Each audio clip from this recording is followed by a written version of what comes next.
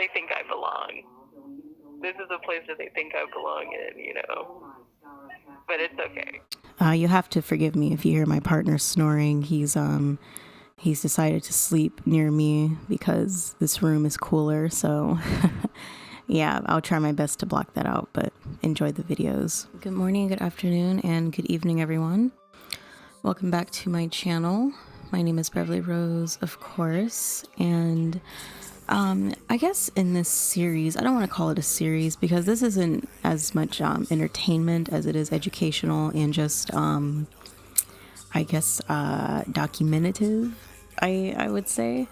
I guess I would call this like my Psych Ward Chronicles. And in these chronicles, I'm basically going to be discussing and showing you guys the kind of person this particular pimp I was dealing with is. I've been anybody who's been watching me since 2018, since I got on social media, knows that I never have liked pimps.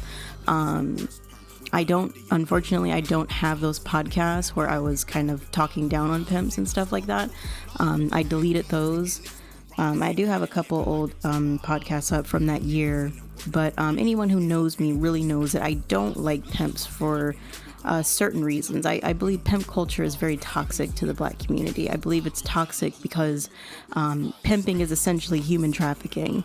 When you have pimp culture, you have pimps in the hoods and even not in the hood, even in the suburbs and stuff. In Hollywood, there's pimps in Hollywood, but we're talking about on our level, in our reality. When you have pimps and stuff, these people are essentially human traffickers. That's what they do. They're not necessarily Jeffrey Epstein. Our Black pimps mainly focus on fancy stuff. They kind of are more girly than other cultures in human trafficking. They like to focus on jewelry and money, cars and clothes, whereas other cultures mainly focus on the power aspect of it. But that's another topic. But when you have this stuff and then it's in the media. You promote it in your rap videos and you promote it to your children and stuff. You're going to basically have your youth growing up to accept the culture of human trafficking. And that's essentially what has happened to our community. And I'm just seeing it from, on the outside looking in, someone who's not influenced by hip hop, but I love hip hop, but I'm not influenced by it. I'm not influenced by rap culture, I should say. I'm influenced by hip hop, but I'm not influenced by the current rap culture.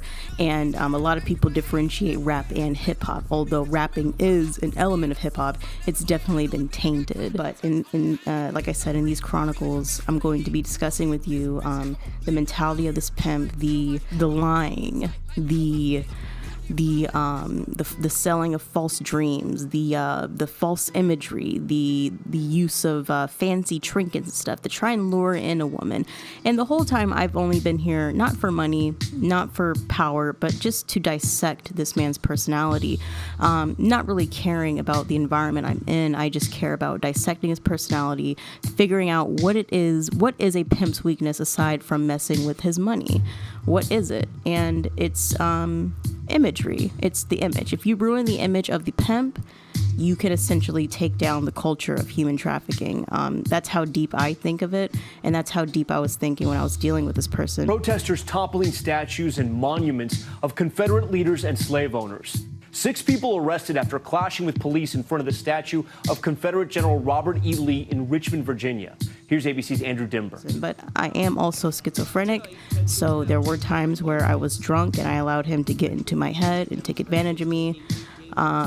That's on me. Like I said, I put myself in that predicament, trying to just be investigative. I've gone as far as to figure out this man's diet. I have notebooks and stuff of the kinds of meals that he likes, the meals that his family cooks and stuff, and all that. Just figuring out what his triggers are, so that way when I do something, I know how he reacts.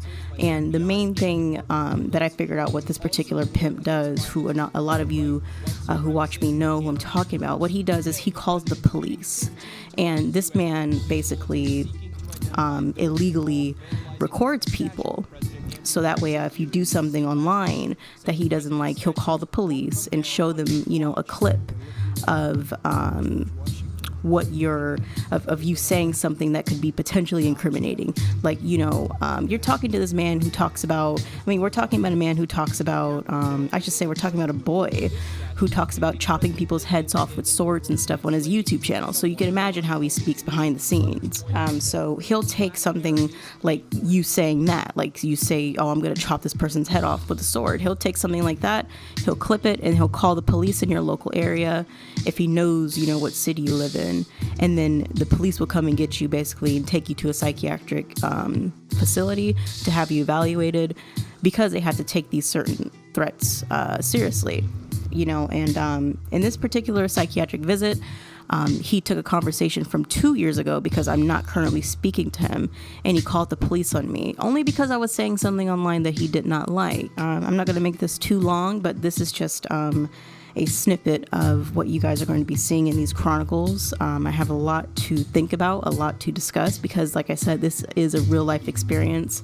I've always had self-discipline. I've never really harmed anybody. I've had slip-ups where I've been in jail, but like I said, I didn't want to go back to jail, so I stopped myself from doing certain things, or I did things in a smart way. But I've never snitched anybody to the police. But stay tuned, and you'll see exactly what I'm talking about. She's fucking insane.